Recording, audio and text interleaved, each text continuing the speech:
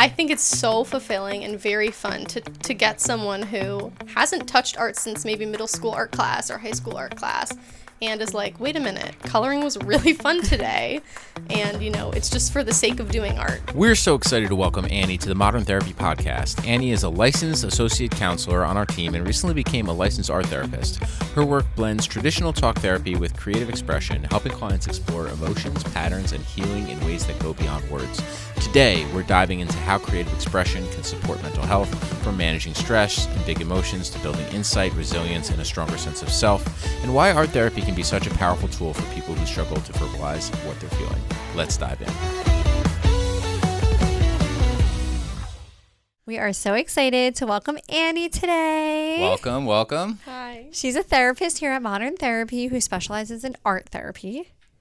So we're going to be talking all about art therapy today, and it's going to be a cool conversation. I feel like art therapy doesn't always get the attention maybe it deserves. Mm-hmm. I'd love to hear a little bit more about your background, what kind of got you into becoming a therapist and, specifically art therapy. It would be awesome to hear more about that.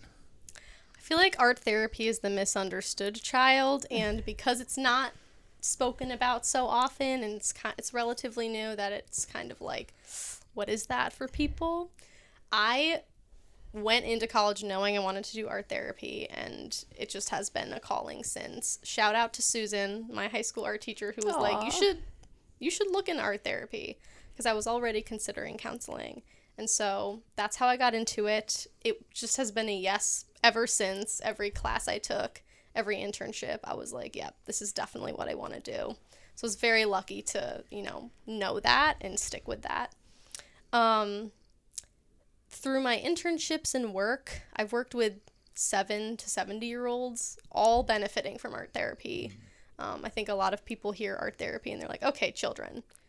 Which also I think is just very telling that once you hit a certain age, if you're not good at art or you're not going to make money off of it, you're not really encouraged to participate in art or even play. So, yeah.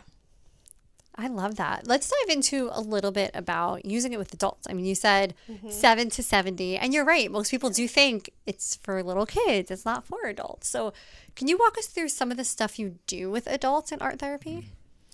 It's probably not as different from the kid directives as you would think. Yeah. I think it's so fulfilling and very fun to get someone who hasn't touched art since maybe middle school art class or high school art class and is like, wait a minute, coloring was really fun today. And, it's just for the sake of doing art. Like, there's no other motive. It's not a hobby. It's not a moneymaker. It's not a career. And so I think it's very powerful for people to have things like that they participate in.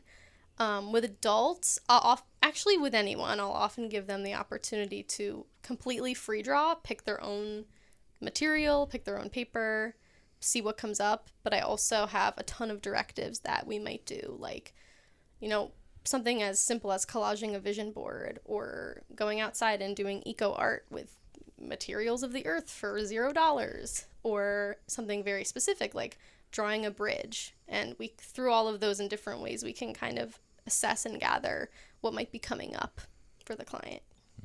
That's so cool. So when you have people free draw, they literally just kind of drawing what comes to their mind? Yeah, which is intimidating for Yeah. myself included. Are you ever surprised at what you see? It's always a joy, but yeah, people will surprise you. For a lot of people, I'll start with a scribble drawing. I think scribbles are so good because you're not making it look like anything. It's not like, oh, I'm picturing a dog and this dog doesn't look like what's in my head. It's like a scribble is intended to be nothing, to be playful, to just get your hand warmed up. So for a lot of people, especially adults who might be so far from letting go and being creative, I'll start with a scribble drawing and give them the opportunity just to, warm up and even just connect with the pencil they might be holding if it's been so long since they used a pencil for anything other than writing. Yeah, I think that's great. I'm even just trying to think right now of if you asked me to draw something, it's I can't remember the last time I drew something. It would I would have to get reacclimated. Right? Yeah. Well, I actually remember I think this is when we were having our second daughter, where I read a book and it was like preparing us for birth and everything. And it had you draw out, I think like what you thought labor was going to look like. And I thought to myself, like, I haven't drawn in forever. I'm not good at art. And I was like, Brandon, you're doing this with me. Like, we're both going to do our own pictures. And I was actually shocked at what came out in the pictures. And I was like, wait, this is like really telling. And I feel like it brought out things that like neither of us would have been able to verbally communicate. But when I read the prompt, my first gut reaction was like, oh, no, this isn't going to end well. I don't want to do this. It's so funny you say that, because even as an art therapist and an artist, aside from my career, I still will encounter that hesitation. There's a great book, Art and Fear, and I love reading that for clients who are art makers. I love having them read that. It's pretty short. It's like 60 pages, but it's so good. It's my kind of book. Art and Fear, aka when your wife asks you to draw what labor. Exactly. But it's just so universal that we're like, oh, no. Like that, I think, is more natural for people past a certain age than not. So I think you're in the majority. Why do you think that is? Like, why do you think there's that knee-jerk response? If we're going very technical with art therapy, there's technically ages that... really stages. There's drawing stages, and one of them is typically around the like 14-year-old adolescent phase, where you become more aware of what your drawing looks like and how it might be perceived, and if it's good or not. Like, is it realistic? Is it looking like what it's supposed to look like? You know, whatever that really means. But so it's very natural for people past a certain age to it's really like a shame thing. It's like, if it's not going to be socially appreciated, I'm not going to do it. And so I think a lot of adults carry that into adulthood, and nothing ever challenges that. Like, you're not going to work being asked to draw every day, so why would it be resolved? Yeah, as you're saying that, it kind of reminds me of journaling. I've had a lot of clients tell me, like, I want to journal, but, you know, as soon as I have to, like, scribble something out on the paper, like, I don't like how it looks anymore, and I don't want to go back and read it, or my handwriting is really messy. And I'm like, but you don't have to go back and read it. It's okay if it's messy, if you're still getting that release from it. So I do think you see that in a lot of other areas, too. Yeah, the perfectionism, the being product-oriented. A lot of art therapy is process-oriented, and the value of the art making itself and the connection between the art maker and the moment they're in and the material that they're using. Not so much, you know, the final product, which we can use that as a tool and as a conversation starter and as a mode of reflection, but it really is the process. But how often do we just, like, rush through? Like, you don't do the dishes because you like the dishes, right? Like, you do it to have them done. So there's so many things we just do, and the goal is for it to be done and look better and have it be done well. And so art therapy really challenges that. Yeah, that's such an interesting perspective, you know, to put it that way, of like so much of what we do on a day-to-day basis is outcome oriented. And there's so little that we do that is really, like, you know, the value is in the process. So I love that little, like, perspective shift. Yeah. Yeah, that's so good. What kind of people are you seeing benefit the most from art therapy? Is it cheesy to say everyone? I really think anyone who engages or is willing to engage in art therapy benefits from it. The people who I'm working with who definitely benefit the most are people who do have a lot of perfectionistic tendencies, whether that's through OCD, you know, eating habits like disordered eating, anxiety, people who tend to, like, be hyper aware, hyper focus, or worry on things definitely benefit the most, because it's an opportunity to let go. It's very hard to let go. And so to give them those 53 minutes where it's like your only goal is to draw and not care about how it looks, it's very challenging, but definitely, you know, sparks a lot of growth for them. Do you have any, like, stories or examples of how art therapy, you know, changed, like, a clinical outcome? I worked with an adult client way back who had never done art therapy, hadn't done art since middle school, and we talked a lot about, you know, healthy coping and what that could look like, and I had, like, an A through Z list, because I was like, you know what, let's just try them all. And so art was obviously towards the top. And Convenient. Yeah, right. who created that list? Like, hey, art therapy. I'm like, who put that there? And we're in the art therapy room, and he's like, I don't know what to do. And I'm like, what feels the safest? I put out a spread of different things, and coloring pages felt the safest. You know, odds are that's probably the last thing they did use way back when they were younger. And he was like, okay, you know what? I felt like my mind got a whole break for that hour. Wow. And I was like, great, we can try it again, you know. At the time, art therapy wasn't something offered every day where I was working. And so I was like, okay, during the next time we do this, you know, keep that in mind. Maybe opt in again to the art therapy. And then the next day he came in and was like, I had gotten a coloring book and colored for 5 hours last night. Wow. And I mean, there's always like a chance the client's not going to click with a coping mechanism, but we were just lucky that it was that one, and it was so early on in our experimenting with it, because since then, you know, art, even just coloring things in, became like a huge coping skill for him and like a way to reset, and it was like a form of meditation. Yeah, and I mean that's such a low barrier way to start, you know. Yeah. A coloring book is just not intimidating, and it's not even something that you think like to do, really. I mean, like if you're not in the art world or scene, or you don't have kids or anything like that, like I feel like that's not something that would immediately come to mind as like a coping mechanism. So Yeah. And a lot of the adult coloring books that you see are those, what are they called, like mandalas or something? Mandalas, Like, yes. And sometimes those are like a little stressful because you're like, wow, this is a lot to color in. But I think having almost like the kiddie-like coloring books that are just like bigger images with like thicker lines, like sometimes like that's even nicer to color in. So I feel like, you know, sometimes the stuff that's geared towards adults, it's like just kind of like a little one-noted, but like there's so much other stuff that they could do. Yeah, like why not paint the unicorn? Like, who said you can't color in the unicorn? You Right. have to color in the mandala with 100,000 little dots. They're stressful. They are stressful. Which we could argue, you know, done in a safe art therapy space is an opportunity for frustration tolerance. But for someone who's like, I just need a break after work, yeah, get the coloring book that has pictures from your favorite childhood movie. Like, Yeah. that's a great place to start.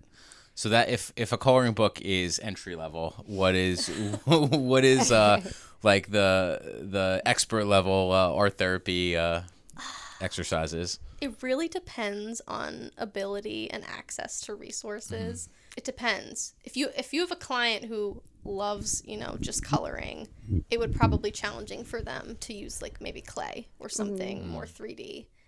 If you have a client like maybe an adolescent who loves Play-Doh, it might be more challenging for them to use paint.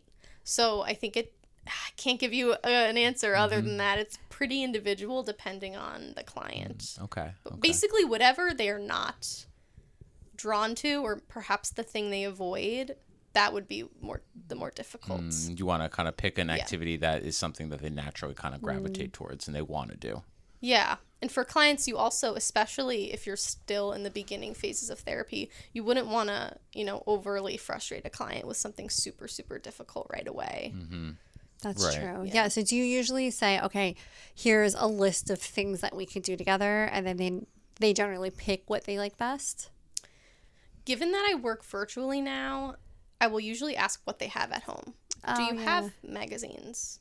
Do you have, some people do have crayons, markers, you know, paint. If you don't, okay, do you have Post-its? Do you have a Sharpie? Like, we can really whittle it down to something so basic. Okay, no, do you have nail polish? Like, do you have lipstick? I mean, we could really get creative with it. Yeah, like, go steal your sister's lipstick. Like, let's go. I love that, because you're not saying to do this, you need to go out and buy this really expensive art kit or do all these things. It's like, you could just use what's around you. Like you said, go outside and find resources depending on the season. Like, that probably makes it feel a lot less intimidating to people. Yeah. It's very hippy dippy, but like we said, like it's process oriented. The process can look like so many different things. And we did with the kids I was working with at the time, we only had Post-its, and we did murals with them. Like, they broke up into groups and they each had to create something on the wall with the Post-its. And yes, it can be that simple. It can be.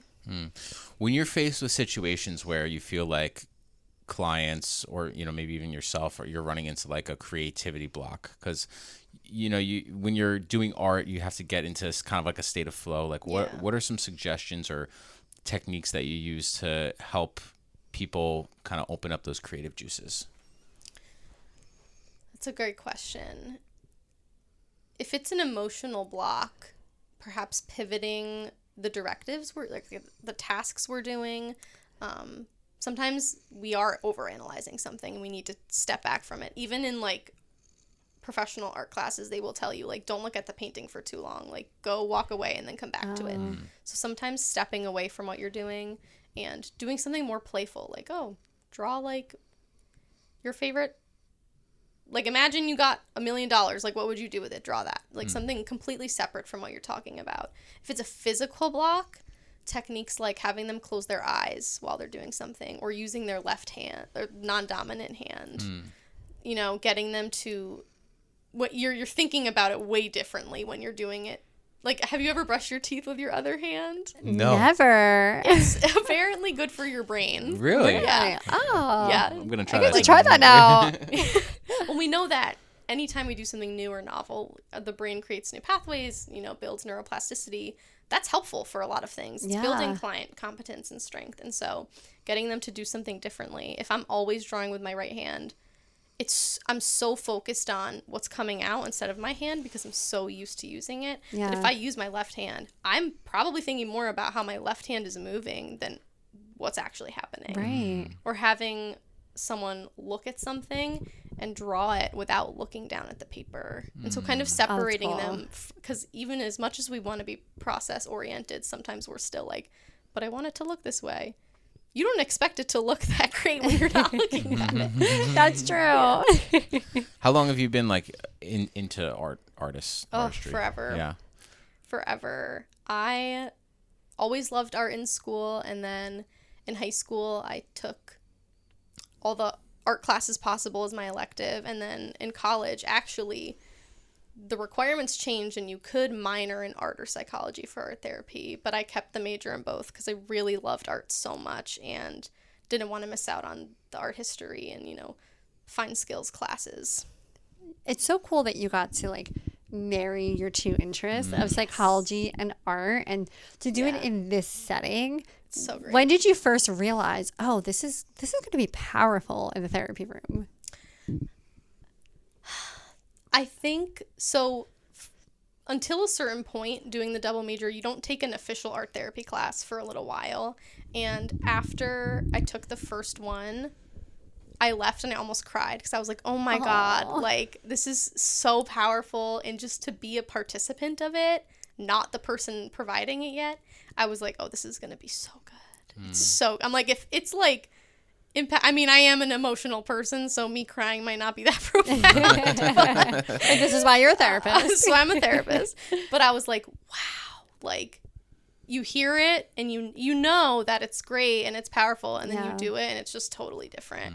Yeah. And when you see those light bulb moments with clients, it probably just feels like, this is it, right? Because it's probably, I mean, obviously it is therapy where I'm sure some sessions are great and some sessions you feel like you're not making that much progress. But when you have those certain ones that you just feel like, that was really good. That was a breakthrough moment. That's probably so rewarding. It's so good. And sometimes they just want to shut up. They're like, I can't with words right now. And so it gives them an opportunity to not have to. If the client is comfortable with it, we will sit quietly together while they're drawing, or if it makes them feel more comfortable, I'll like doodle on my own in the shared space. So it's not like, oh, she's just watching me draw. So, I have a lot of clients that there are times where they're creating and I'll say, do you want to talk while you're creating? And they're like, no. I'm like, okay. So it gives them an opportunity, especially for the kids who they're probably not choosing therapy. It's chosen by a parent. Yeah. They get a little bit of autonomy. Let's talk about the kids a little bit. What kind of insights can you draw from the creative process that you see the kids go through? To give away all my secrets. Yeah. So much. There's so much to it, and some of it probably seems obvious, but how they're drawing, like, is their drawing pressured? Like, are they scribbling? Is it gentle? Are they testing out colors before they're picking the colored pencil? Are they just going for it? Are they taking up the whole page? Are they only using part of the page? You know, what kind of imagery are they drawing? There's some directives that I really like to use that I use a lot. One of them is really any sort of task that can represent the family, like drawing your family members as food, or like everyone's a shape. And then you can see so much about like who's next to who, how far apart are they. Like it can be so specific to the drawing, but it can also be how they're going through the process. You can pick up a lot. It's probably stuff that, like a child would never be able to vocalize, No. And so adults too. Yeah. Like, there's so much that goes unspoken, not because they're withholding it, because they don't know it, or they don't know it yet. And so the art can be a communicator of that. There are times that the art is just the art, and it was calming for them. There's nothing profound to say about it. But even that says like, oh, they needed an hour where they could calm down. Yeah, that's interesting. Yeah. Is there a way to tell the difference between when art is just art and when it's more? Well, I guess in art therapy, it's always a little bit more. I don't know if I have an answer to that. I think it depends. I feel like I guess it is always a little bit more, but it might not be about what's actually drawn. Like you're picking something else up. Yeah. Sometimes I think it's just art when you see like these guys that like duct tape a banana to the wall, right? Like, Okay. and then they sell it for $3 million, right? Yeah. Yeah. One It's definitely worth $4 million. Yeah. Yeah. Like at least. One activity I used to love, I didn't do art therapy, but I did a lot of play therapy. And like obviously we would incorporate different art things. Is I would have the kid draw themselves as like a superhero, and I would always be like, give yourself a superpower in your drawing. And it was always so interesting the things that people would come up with. And I had this one kid I worked with who, she was like removed from her home from DCP&P, and we were working on reunification, but there was just a lot of just, like fighting and things in her house that were just like obviously like horrible for her to be around. And like she drew herself as having the superpower to be invisible. So she could just like be invisible when she wanted to. And like when she showed me her picture, I was just like, don't cry, don't cry, don't cry. But you just know there's just like, that's a situation where there's just so much meaning behind what they're saying and like what that desire is. Yeah. Did she just hand you a blank page? Like, you can't see me. She actually saw herself out and was like, I'm no longer here. I'm invisible. I'm not here anymore. But yeah, I think things like that where it's like you're specifically prompting them, it can be really powerful, but also just kind of letting them do what comes to mind. Yeah, and sometimes, things in the moment are like, okay, there's maybe not something super profound to take away from this, or it was really obvious why they drew what they drew. And then down the line, if they do enough drawing and creating, you're like, oh my God, this has changed, or this didn't change. And you can kind of put puzzle pieces together as you work with someone. That comes with the privilege of, being able to have that rapport and work with them for long enough. Right. Yeah. Do you suggest art therapy to pretty much all the clients you work with, or specific clients?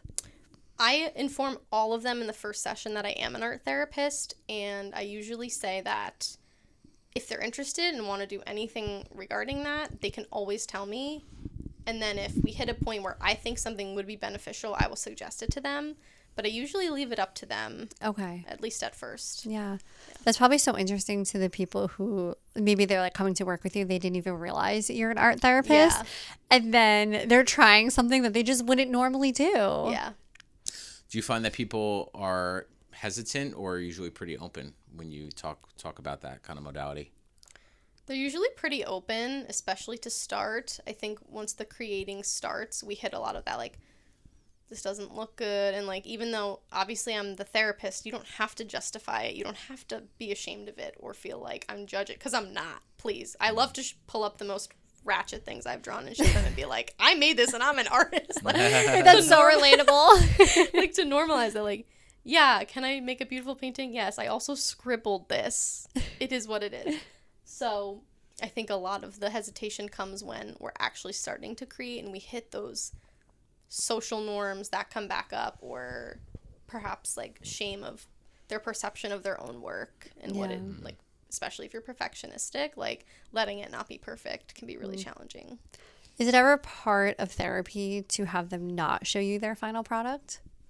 Ooh, it hasn't been yet. No. Yeah, it I mean, they don't ever have to show me. Most of them opt But they to. always do normally. Most of them opt to. Yeah. Which I guess is just another, like, they think that's just what you do. Yeah. Yeah, but that's also like probably feels so personal for them to be like, I just worked on this. Now I'm sharing it with you.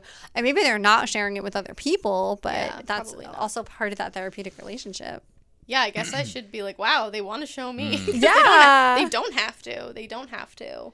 In the same way that there might be some things that just do go unspoken. Have you ever gotten anybody that has ever come in and just like completely like blown you away by like their level of skill? Yes. Yes. And I'm always like, you're an artist, huh? And they're like, yeah. And I'm like, this is going to be so hard for you. I actually do think focusing on the creative process instead of the product is harder for people who are artists. Why is that? I mean, especially people who have taken classes in like high school, college, you are trained to make it look good, to make it worth money, to make it be realistic or really good and abstract. And so to set all of that aside, I think it's harder for people to be like, I could make it look good and I don't have to care about that right now, than it is to be like, well, I probably wouldn't make it look that good anyway. I'm just going to engage in it. Right. I think it is harder to know that it could be good, but remember that that's not the priority. You have to kind of untrain that muscle, right? Yeah. Yes. It's probably a big part of their identity too. Like, I am an artist, so yes, I have to be producing things that look good. Yeah. Do artists tend to tie their, I don't know if self-worth is the right word, but to like the quality of the piece? Is that a common thing? For sure. Yeah. Yeah. So with clients like that, it is helpful to use media that they don't usually use. And so for like a digital artist, okay, we're doing it all by hand. For someone who loves painting, let's try clay. Like, let's expand your comfort in not being good at it. Because even artists, they usually have a niche. So stepping outside of the niche can be a little bit more helpful of, giving them an opportunity to not focus on what it looks like. Yeah, that's probably so different from their day to day when they're used to, when I'm in this creative mode, because it's hard. Like, I mean, you can obviously like speak to this more, but like you do something because you have maybe that natural skill or ability, but then the creative juices, like, they're not going to just be flowing 100% of the time. So it's probably this weird balance of like trying to like push yourself to do it, but also there is that process part that's the reason why you're good at it. Like, it's like a writer's block that people talk about. Right. Yeah, it would be like asking a writer to like journal just their feelings. Like, it doesn't have to be grammatically correct or like ready to be published, but you would still be like, oh, a comma should go. Like, you would still have that instinct for it. Yeah. But I actually think that for all the artists out there, to create art in a process-oriented way, being okay with it looking sloppy or different or not good makes the art you intend to do well better. I think the letting go can be a huge propeller for growth in fine art. I can see that. Yeah, because it's sense. like by doing it the way that is like not going to look amazing, or that you're just doing for the sake of doing it, like, you probably are like relaxing and retraining your brain in a way to be like, this doesn't have to be an intimidating process. This doesn't have to feel really like perfect or overwhelming, because once you put that pressure on yourself, it's probably hard to get into that flow state. Yeah. For anybody who might be listening that is curious about art therapy, maybe they're not artists, maybe they haven't touched art in a long time, like, can you give any practical like recommendations on things that they can try at home to see if it resonates?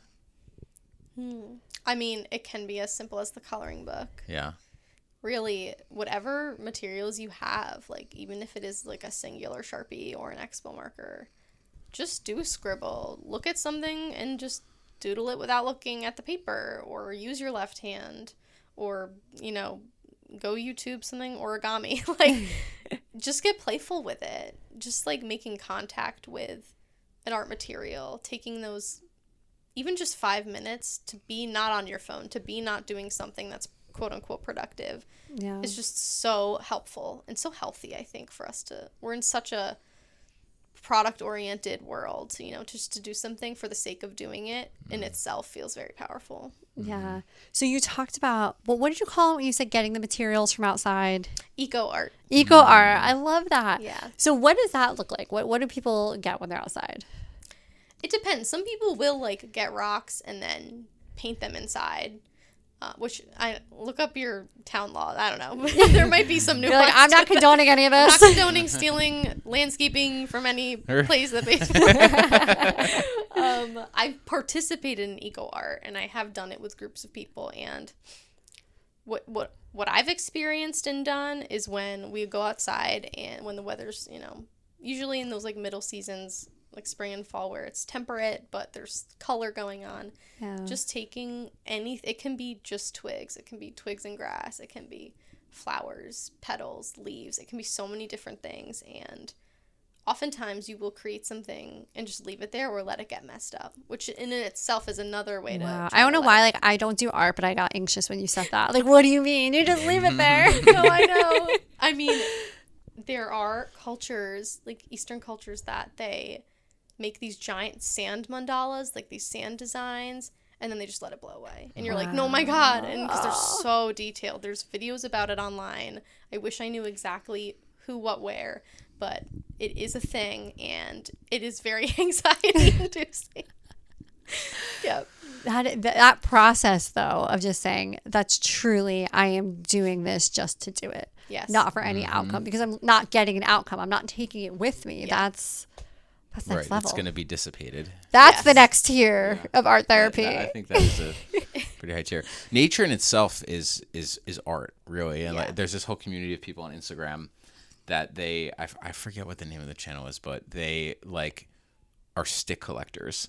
Nice. And they like just like share photos of like cool like sticks and That's like walking awesome. sticks and stuff that they found like I love it. in nature that are already like just crazy and awesome, so I think that's pretty cool. And they don't really like make their own, they just like find them as nature intended it. Yeah. And, I think that's pretty interesting. Yeah, that's the process of actually like looking around and like really paying attention to what you're seeing. Yeah, it can be that simple. Yeah. We complicate it. Yeah, of course.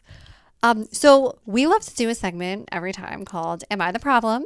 And we have one that we think is going to be so interesting for you to go through. Do you want to read it? Or you want me to? You can read it. Me read it? Okay. So I, 17 female, am a horror artist. I paint and draw a lot of disturbing stuff, mainly of the psychological variety. I am a heavy horror fan in general, from books to movies to series. I get this from my mother, who watched these movies with me when she was very young. I have a younger half-sister, 8-year-old female. We'll call her Chloe. She's my stepfather's daughter and doesn't like horror. She gets this both from her age and her father, as my stepfather hates horror. On Monday, we left for a week-long trip in Blackpool. I wasn't really interested in coming since I've been here before, but my mother convinced me into the trip. Chloe and I are being forced to share a hotel room, which is a little uncomfortable, but nothing I can't deal with. My mother explicitly asked me not to scare Chloe or watch anything scary in front of her. Yesterday night, I pulled my sketchbook out and started doing the line art on a sketch I was doing beforehand. It's a drawing of a monster, basically. Chloe was already asleep, so I wasn't worried about her seeing it and freaking out. When I was done, I put my sketchbook back into my bag. Tonight, I was in the other room talking to my mother and stepfather when I heard Chloe scream from my room. We all went in, and she was sitting on one of my beds with my sketchbook lying on the floor. She was tearing up and then showed them what I had drawn. My mother started reprimanding me, like really digging in. Didn't I tell you not to scare her? Why can't you ever listen to me? And I knew I couldn't trust you. I told her that Chloe wouldn't have been scared if she hadn't gone snooping through my bag for whatever reason, but my mother said that was no excuse, and I still disobeyed her. She took my sketchbook away, saying I could get it back at the end of the week, and obviously I was annoyed. A few hours later, and now I'm wondering, should I apologize? Technically, my bag wasn't in the best hiding spot, as I know that Chloe has a tendency to be nosy, but I wasn't really thinking about it. At the same time, I can't help but feel that I can't be held responsible for someone else snooping. So am I the problem? Oh, there's so much there. There's so much there. There's so much. I would like to start by either reminding, if you're already familiar with it, or introducing for anybody who doesn't know, the narrative theory component of separating the problem from the person. Like, the problem is the problem. The person isn't the problem. And so, like, the snooping is the problem. Really. It's not either person. It's, like, the way that cookie crumbled is the problem, not necessarily either of them. To remove a little bit of that like shame and blame. Love that. I do think that things can be not our fault, but still our responsibility. Like, yeah, she only drew it when Chloe was asleep. She was thinking about Chloe's emotional safety. Is it her fault Chloe went digging through that bag? I mean, I don't think so. I think it could be an opportunity also for Chloe to learn boundaries. Like, there are plenty of things people might have privately that it would be inappropriate for her to stumble upon or be snooping through. Yeah, I mean, I also sense, like, maybe Chloe's a little curious. Maybe because everyone's like, oh, she's 8 and her dad doesn't like horror, you know, we don't do that in front of her. Wonder if part of her is curious. And if there was a way to, even outside of a therapeutic setting, have the writer and Chloe sit down and be like, okay, Chloe, do you want to look at a drawing together? Do you want to ask questions about it? Maybe Chloe wants to draw one too. Maybe it's more Monsters, Inc. than horror, but, you know. Yeah. Well, the age gap is significant, I think. The age Because gap what are is they, very 7 and or 8 and 17? Yeah. Because, you know, there's going to be a lot of things that come up throughout their time of being step siblings that they're going to have boundaries. There's going to be things that, you know, when she's driving, when she's of the legal age to drink, when there's certain things she might be participating in that her sister can't participate in or that she can't be a part of, that you're going to need to keep separate from her. And like you said, there has to be some boundaries around that. Yeah. Yeah, and maybe, you know, 17, like you're really starting to hit an age where you want privacy. That poor person probably just wants an art studio where they can draw whatever they want. It's not going to impact anybody. So for someone who uses art as an outlet, what are your thoughts on a parent removing art supplies if they are in trouble as a way to, you know, discipline them? I don't like it. I've never had to do it, so I feel like parents would have to take this with a grain of salt. I feel like there might be something else that could be more beneficial. Unless the art supplies were being weaponized in some way, like emotionally or otherwise. I think that having that outlet is important for people. And I get it. Some kids are unpunishable. Like, it is tough. It is tough to set an appropriate punishment boundary for a child of all ages. But I would hesitate to take that away if it sounds like it's a real outlet for this person. Is it ever a concern, like, how do you feel about her horror drawings? Like, is there ever a concern about what's being drawn when, like, maybe a time when a parent would be concerned, like, because of the content of the art, you know? There can be. I think that's where the art therapist would come into play to help identify what could be a sign and what is just skill or, you know, her love for looking at horror movies and maybe being on the part of creating them one day. Maybe that's like a potential career path. It is a very fine line, but it sounds like in this scenario, at least, the parents are aware that she has this, you know, hobby. And if for a kid who's maybe introduced to horror movies at a younger age, it wouldn't come as a huge shock. Right. It also depends on how it's presented. Like, is this something you like to draw, or was it a nightmare you had? Like, there are some nuances there as well.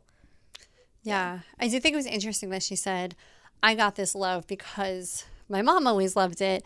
And now it's, you know, we can only assume what some of the outside details are just for, you know, the purpose of this exercise. But now there's a stepfather, there's a stepsister, and now all of a sudden it's like, well, that's scary and that's not good and you need to keep that away from her. Where it's like, well, maybe your whole childhood, this was kind of celebrated as something that was good, that we bonded over. And now all of a sudden it's like, well, that's wrong and like you can't participate in that because it's scary. Shift, Yeah. That could be like a big shock to someone.